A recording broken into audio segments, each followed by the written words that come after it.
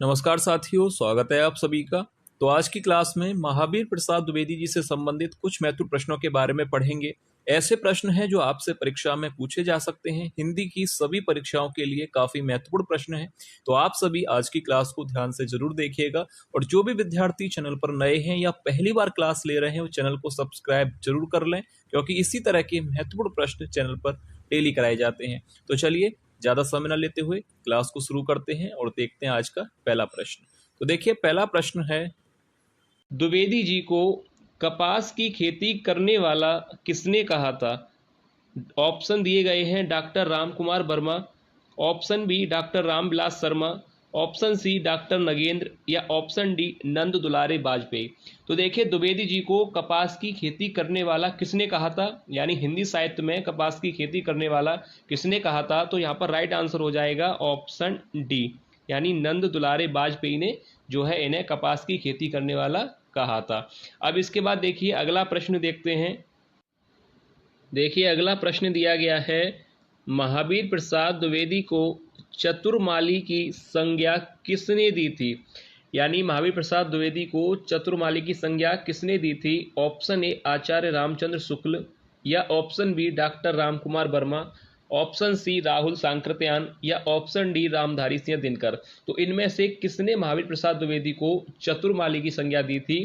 तो देखिए इस प्रश्न का जो राइट आंसर होगा ऑप्शन सी यहाँ पर राइट हो जाएगा, राहुल सांकृत्यायन।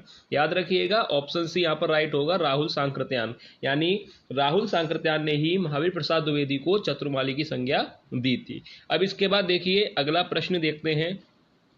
देखिए अगला प्रश्न यहाँ पर दिया गया है, महावीर प्रसाद द्विवेदी का जन्म कब हुआ? महावीर प्रसाद द्विवेदी का जन्म कब हुआ? सन 1862, या ऑप्शन बी सन 1863, ऑप्शन सी सन 1864 या ऑप्शन डी सन 1865। तो देखिए यहाँ पर जो राइट आंसर हो जाएगा, महावीर प्रसाद द्विवेदी का जो जन्म है वह हुआ है सन 1864 ईस्वी में। याद रखिएगा, ऑप्शन सी यहाँ पर राइट होगा, महावीर प्रसाद द्विवेदी का जन्म सन 1864 में हुआ था। याद रखिएगा, अच्छा प्रश्न है एग्जाम के लिए। अब देखिए इसके बाद अगला प्रश्न यहाँ पर दिया गया है, महावीर प्रसाद द्विवेदी का जन्म कहाँ हुआ? अब देखिए यहाँ पर पहला प्रश्न पूछा गया था कि महावीर प्रसाद द्विवेदी का जन्म जो है कब हुआ, तो सन 1864 में। अब यहाँ पर अगला प्रश्न है कि महावीर प्रसाद द्विवेदी का जन्म कहाँ हुआ?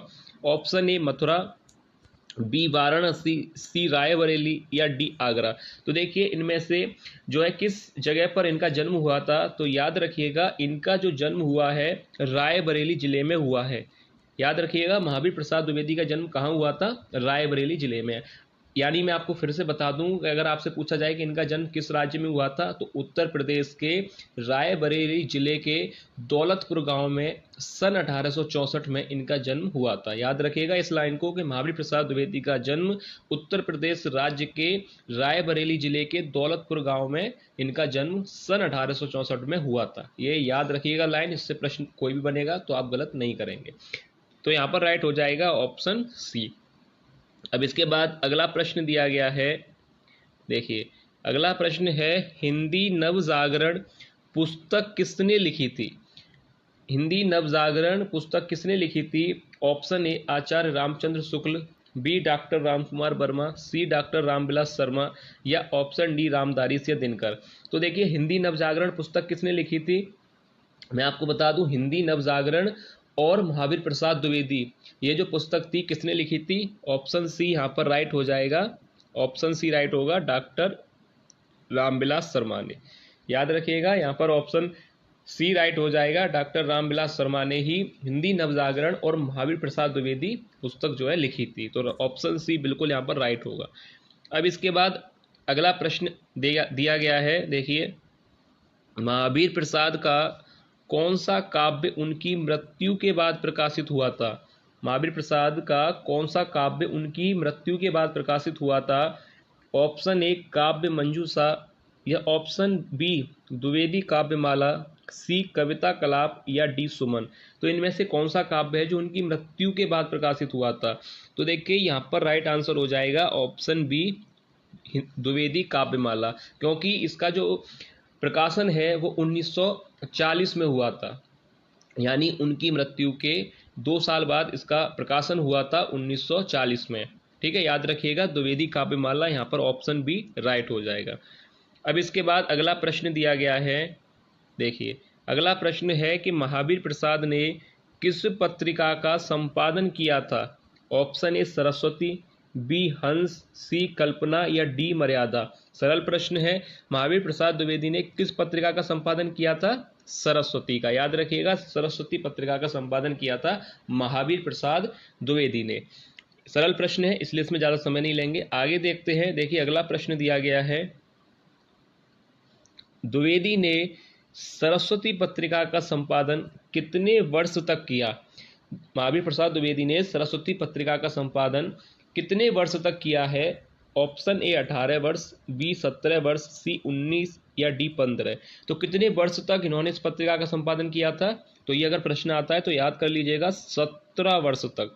याद रखिएगा 17 वर्ष तक इन्होंने सरस्वती पत्रिका का संपादन किया था। अब इसके बाद अगला प्रश्न दिया गया है, देखिए अगला प्रश्न है, महावीर प्रसाद द्विवेदी के कहने पर किसने हिंदी व्याकरण लिखा था? महावीर प्रसाद द्विवेदी के कहने पर किसने हिंदी व्याकरण लिखा था? ऑप्शन ए अयोध्या सिंह उपाध्याय अरिहौद ने, या ऑप्शन बी कामता प्रसाद गुरु ने, या सी राधा चरण गोस्वामी ने, या ऑप्शन डी रामचंद्र शुक्ल ने। तो देखिए किसके कहने पर हिंदी व्याकरण लिखा था? महावीर प्रसाद द्विवेदी के कहने पर किसने हिंदी व्याकरण लिखा था? तो राइट आंसर हो जाएगा बी, कामता प्रसाद गुरु, यानी ऑप्शन बी यहाँ पर राइट होगा। कामता प्रसाद गुरु ने ही महावीर प्रसाद द्विवेदी के कहने पर हिंदी व्याकरण लिखा था। तो ऑप्शन बी बिल्कुल यहाँ पर राइट आंसर होगा। अब इसके बाद अगला प्रश्न दिया गया है, देखिए अगला प्रश्न है, द्विवेदी जी की अर्थशास्त्र संबंधी पुस्तक है, महावीर प्रसाद द्विवेदी की अर्थशास्त्र संबंधी पुस्तक है। ऑप्शन ए संपत्ति शास्त्र, या ऑप्शन बी रसज्ञ रंजन, ऑप्शन सी अर्थशास्त्र या साहित्य सीकर। इसमें से कौन सी पुस्तक है जो द्विवेदी जी की राजनीति और अर्थशास्त्र से संबंध रखती है? तो ये प्रश्न एक तरह से देखा जाए तो एग्जाम के लिए काफ़ी अच्छा प्रश्न है, एग्जाम में आपसे पूछा जा सकता है। तो इसलिए यहाँ पर याद रखिएगा कि कौन सी पुस्तक है जो राजनीति और अर्थशास्त्र से संबंध रखती है, महावीर प्रसाद द्विवेदी की कौन सी पुस्तक? तो देखिए यहाँ पर राइट आंसर हो जाएगा ऑप्शन ए संपत्ति शास्त्र। याद रखिएगा यह प्रश्न एग्जाम के लिए काफी ज्यादा महत्वपूर्ण प्रश्न है कि संपत्ति शास्त्र जो कि द्विवेदी जी की राजनीतिक और अर्थशास्त्र संबंधी पुस्तक है। याद रखिएगा अच्छा प्रश्न है। अब इसके बाद देखिए अगला प्रश्न देखते हैं। देखिए अगला प्रश्न दिया गया है, द्विवेदी जी ने गीत गोविंद का अनुवाद किस नाम से किया था? द्विवेदी जी ने गीत गोविंद का अनुवाद किस नाम से किया था? ऑप्शन ए स्नेहमाला, या ऑप्शन बी गीत गोविंद, सी बिहार वाटिका, या ऑप्शन डी कोई नहीं। तो इनमें से गीत गोविंद का जो अनुवाद किया था किस नाम से किया था? तो देखिए यहाँ पर अगर देखा जाए तो ऑप्शन सी राइट होगा, बिहार वाटिका। याद रखिएगा द्विवेदी जी ने गीत गोविंद का जो अनुवाद किया था वह बिहार वाटिका नाम से किया था। यहाँ पर ऑप्शन सी बिल्कुल करेक्ट आंसर होगा, बिहार वाटिका। याद रखिएगा काफ़ी महत्वपूर्ण प्रश्न लिए गए हैं वीडियो में, और ज़्यादा प्रश्न भी नहीं है, और जितने प्रश्न लिए गए हैं वो एक एक प्रश्न काफ़ी ज़्यादा महत्वपूर्ण है। इसलिए वीडियो की स्टार्टिंग में मैंने आपसे कहा था कि वीडियो को एंड तक जरूर देखिएगा। अब इसके बाद अगला प्रश्न देखते हैं। देखिए अगला प्रश्न दिया गया है, आचार्य महावीर प्रसाद द्विवेदी द्वारा लिखा गया निबंध है। आचार्य महावीर प्रसाद द्विवेदी द्वारा लिखा गया निबंध है। ऑप्शन ए शिक्षा का उद्देश्य, या गेहूं बनाम गुलाब, महाकवि माघ का प्रभात वर्णन, या अंधेर नगरी। इसमें से कौन सा निबंध है जो महावीर प्रसाद द्विवेदी के द्वारा लिखा गया है? तो यहाँ पर राइट आंसर हो जाएगा ऑप्शन सी, महाकवि माघ का प्रभात वर्णन। यह जो निबंध है आचार्य महावीर प्रसाद द्विवेदी के द्वारा जो है इसको लिखा गया है। तो यहाँ पर राइट आंसर हो जाएगा ऑप्शन सी। अब अगला प्रश्न दिया गया है, देखिए नाट्यशास्त्र आलोचना ग्रंथ के रचनाकार हैं। नाट्यशास्त्र आलोचना ग्रंथ के जो रचनाकार हैं, ऑप्शन ए जैनेन्द्र कुमार, या ऑप्शन बी महावीर प्रसाद द्विवेदी, या ऑप्शन सी डॉक्टर नगेंद्र, या ऑप्शन डी बालकृष्ण भट्ट। तो नाट्यशास्त्र आलोचना ग्रंथ के जो रचनाकार हैं, ऑप्शन बी राइट हो जाएगा, महावीर प्रसाद द्विवेदी। यानी ये भी जो प्रश्न है ये भी एग्जाम के लिए काफी ज्यादा महत्वपूर्ण प्रश्न है कि नाट्यशास्त्र आलोचना ग्रंथ के रचनाकार कौन है। तो याद रखिएगा ऑप्शन बी बिल्कुल करेक्ट आंसर होगा, महावीर प्रसाद द्विवेदी। अब इसके बाद अगला प्रश्न दिया गया है, देखिए अगला प्रश्न है साहित्य सीकर के लेखक हैं, साहित्य सीकर के लेखक हैं ऑप्शन ए हजारी प्रसाद द्विवेदी, या ऑप्शन बी महावीर प्रसाद द्विवेदी, सी वासुदेव शरण अग्रवाल, या ऑप्शन डी राम वृक्ष बेनीपुरी। तो देखिए यहाँ पर इस प्रश्न का राइट आंसर क्या होगा कि साहित्य सीकर के लेखक कौन है। तो यहाँ पर जो राइट आंसर है ऑप्शन बी यानी महावीर प्रसाद द्विवेदी जो है साहित्य सीकर के लेखक हैं। याद रखिएगा नाट्यशास्त्र आलोचना के भी महावीर प्रसाद द्विवेदी हैं, साहित्य सीकर के लेखक भी आचार्य महावीर प्रसाद द्विवेदी हैं। इन प्रश्नों में आपको कंफ्यूज नहीं होना है, आंसर अच्छी तरह से याद करिएगा क्योंकि एक एक प्रश्न जो लिया गया है काफ़ी ज़्यादा महत्वपूर्ण है। अब इसके बाद अगला प्रश्न देखते हैं। देखिए अगला प्रश्न दिया गया है काव्य मंजूषा रचना का प्रकाशन वर्ष है। काव्य मंजूषा रचना का प्रकाशन वर्ष है सन 1900 या सन 1901, सन 1902 या सन 1903। तो देखिए चार ऑप्शन दिए गए हैं ए बी सी डी। काव्य मंजूषा रचना का प्रकाशन वर्ष क्या है, तो इनमें से कौन सा राइट आंसर होगा। तो देखिए ध्यान से देखिएगा, यहाँ पर राइट आंसर हो जाएगा ऑप्शन डी सन 1903। याद रखिएगा काव्य मंजूषा रचना का जो प्रकाशन है वह हुआ था सन 1903 में, गलत नहीं करके आना है। याद रख लीजिएगा कि काव्य मंजूषा का प्रकाशन सन 1903 में हुआ था। अब इसके बाद देखिए अगला यहाँ पर प्रश्न दिया गया है। देखिए अगला प्रश्न है बिहार वाटिका रचना का प्रकाशन वर्ष है। बिहार वाटिका रचना का प्रकाशन वर्ष ऑप्शन ए सन 1889, ऑप्शन बी 1890, 1892, 1893। तो इन चार में से कौन सा राइट आंसर होगा कि बिहार वाटिका रचना का प्रकाशन वर्ष कौन सा है। तो इसको भी देखिए ध्यान से देखिएगा, यहाँ पर राइट आंसर हो जाएगा ऑप्शन बी 1890 में बिहार वाटिका रचना का प्रकाशन हुआ था, यानी 1890 ऑप्शन बी यहाँ पर राइट आंसर होगा। अब इसके बाद अगला प्रश्न दिया गया है। देखिए अगला प्रश्न है स्नेहमाला रचना का प्रकाशन वर्ष है। ऑप्शन ए सन 1889, बी 1890, सन 1892 या ऑप्शन डी सन 1893। तो यहाँ पर कौन सा राइट आंसर होना चाहिए कि स्नेहमाला रचना का प्रकाशन वर्ष क्या है, 1889, 90, 92 या 93। इनमें से देखिए राइट आंसर हो जाएगा ऑप्शन बी यानी 1890। इस रचना का भी जो प्रकाशन वर्ष है वह 1890 है। याद रखिएगा स्नेहमाला रचना का प्रकाशन वर्ष और बिहार वाटिका का 1890। याद रखिएगा, गलत मत कीजिएगा, ऑप्शन बी यहाँ पर राइट हो जाएगा। अब इसके बाद अगला प्रश्न दिया गया है।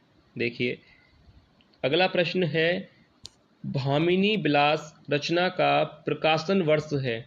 भामिनी विलास रचना का प्रकाशन वर्ष है सन 1889, सन 1891, सन 1892 या सन 1893। तो यहाँ पर जो राइट आंसर होना चाहिए भामिनी विलास रचना का प्रकाशन वर्ष। तो देखिए किस सन में ये प्रकाशित हुआ था, तो राइट आंसर हो जाएगा ऑप्शन बी 1891। याद रखिएगा 1891 में भामिनी विलास रचना का प्रकाशन हुआ था। तो गलत मत कीजिएगा, ऑप्शन बी यहाँ पर बिल्कुल सही हो जाएगा 1891। अब इसके बाद देखिए अगला प्रश्न यहाँ पर दिया गया है। देखिए अगला प्रश्न है अमृत लहरी रचना का प्रकाशन वर्ष है। अब देखिए यहाँ पर फिर प्रश्न है कि अमृत लहरी रचना का प्रकाशन वर्ष है सन 1894, सन 1895, सन 1893 या सन 1896। तो अमृत लहरी रचना का प्रकाशन वर्ष क्या है, यहाँ पर कौन सा ऑप्शन राइट होना चाहिए। अमृत लहरी रचना का जो प्रकाशन वर्ष है ऑप्शन राइट हो जाएगा डी 1896। यहाँ पर ऑप्शन डी बिल्कुल राइट होगा, 1896 में अमृत लहरी रचना का प्रकाशन हुआ था, यानी ऑप्शन डी यहाँ पर राइट आंसर होगा। अब इसके बाद देखिए अगला प्रश्न दिया गया है जो कि वीडियो का लास्ट प्रश्न है। देखिए लास्ट प्रश्न यहाँ पर दिया गया है महावीर प्रसाद द्विवेदी का निधन कब हुआ। महावीर प्रसाद द्विवेदी का जन्म कब हुआ, सन 1864। याद रखिएगा, और निधन कब हुआ था अब देखते हैं सन 1930, सन 1932, सन 1936 या सन 1938। तो इनमें से किस सन में इनका जो निधन हुआ था? तो देखिए राइट आंसर हो जाएगा ऑप्शन डी, सन 1938 में महावीर प्रसाद द्विवेदी का निधन हुआ था। तो याद रखिएगा, एक बार फिर से मैं आप लोगों को बता दूं कि महावीर प्रसाद द्विवेदी का जन्म कब हुआ था? 1864 में, और मृत्यु कब हुई थी? 1938 में। तो आप लोगों को बिल्कुल भी कंफ्यूज नहीं होना है, 1864 में जन्म है और 1938 में मृत्यु है। तो यहाँ पर यह प्रश्न आप लोगों को आंसर समझ में आ गया होगा, सन 1938 में इनका निधन हुआ था।